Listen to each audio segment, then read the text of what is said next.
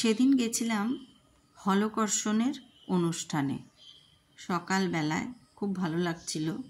শান্তিনিকেতনে যে কটি অনুষ্ঠান এই বর্ষায় হয় তার মধ্যে বৃক্ষরোপণ, হলকর্ষণ এবং বর্ষামঙ্গল এই তিনটেই আমাদের খুব প্রিয়।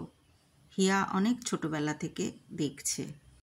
পথে যেতে যেতে আচমকাই বৌমার সাথে দেখা, খুব ভালো লাগলো। ও যাচ্ছিল ওর গানের ক্লাসে।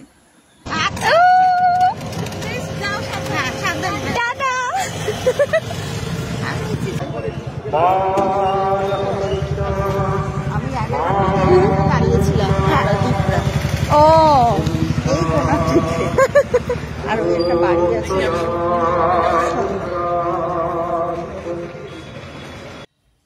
শুরুতেই সৌমেনদার পাঠ মন ভরিয়ে দিল। তারপরে একটু জায়গা করে দাঁড়ানো, এত ভিড়।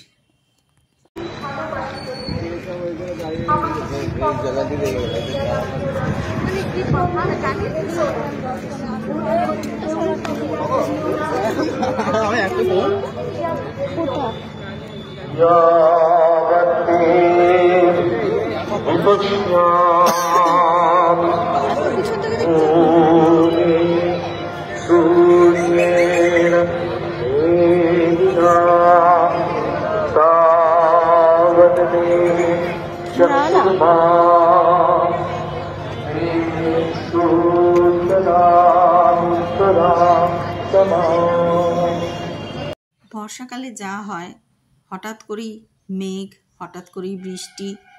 তো সেদিনও প্রচণ্ড মেঘ পড়েছিল, তার মধ্যেও দাঁড়িয়ে দাঁড়িয়ে অনুষ্ঠান দেখছিলাম, ভীষণ ভালো লাগছিল। কিন্তু কোথা থেকে যে সিকিউরিটিরা এত সামনে চলে এলো, মানে যারা ওখানে বসেছিলেন বা দাঁড়িয়েছিলেন প্রত্যেকেরই অসুবিধে হচ্ছিল। একটু সাইড দিতে বলা হচ্ছিল, কিন্তু কিছুতেই তারা শুনলেন না।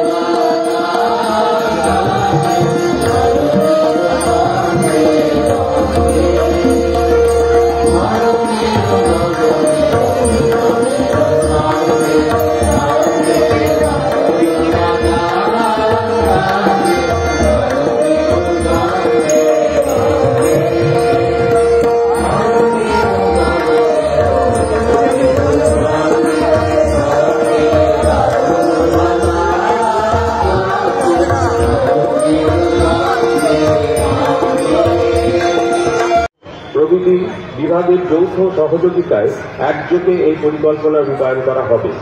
এবছর হলকর্ষণ উৎসব 2025 উপলক্ষে জীবনব্যাপী শিক্ষা ও সম্প্রসারণ বিভাগ দ্বারা পরিচালিত শান্তিনিকেতনের আশেপাশের গ্রামগুলি নির্বাচিত 30 জন। হিয়ার তখন ক্লাস 2। আলাপ হয়েছিল শিবদার সাথে, শিবাদিত্য সেন। উনি বলেছিলেন, যদি পারো এই অনুষ্ঠানগুলোয় মেয়েকে নিয়ে এসো। সেই থেকে আসা আজ পর্যন্ত যত অনুষ্ঠানে পেরেছি শান্তিনিকেতনের, হিয়াকে নিয়ে এসেছি, দেখিয়েছি। তাই অনেক অনেক স্মৃতি এখানে এই অনুষ্ঠানগুলোর সাথে জড়িত। এই মাঠ, এই অনুষ্ঠান অনেক পুরনো কথা মনে করিয়ে দেয়। তোমাদের সাথেও শেয়ার করলাম আজকে হলকর্ষণের অনুষ্ঠান।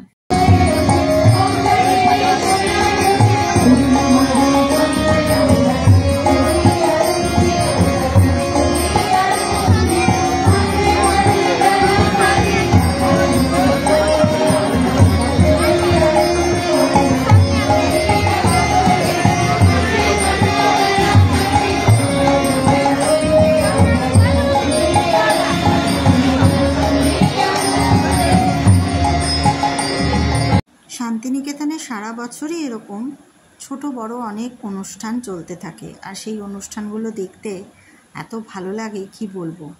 এই আলপনাটা দেখে এত অবাক হলাম, এত সুন্দর একটা আলপনা। হিয়াও আলপনা শিখেছে সুধীরঞ্জনদার কাছে, কিন্তু এতটা আলপনা, এত বড় আলপনা বানাতে যে কত ধৈর্য লাগে জানি না এটা একজনে বানিয়েছে কি অনেকজনে, যেই বানিয়ে থাক অপূর্ব লাগলো। তারপরে মেয়ে ক্লান্ত হয়ে একটু বসলো, আমিও চারপাশটা একটু তুললাম, কারণ সবসময় ভিডিও ওই করে, আমিও একটু ক্যামেরাটা হাতে নিয়ে চারপাশের সবুজটা তোমাদের দেখাবো বলে কিছু স্ন্যাপ তুলে রাখলাম। সারা মাঠ জুড়ে লোকজনের ভিড়, বিশেষত বয়স্করাও এসেছেন ছোটদের সাথে, খুব ভালো লাগলো।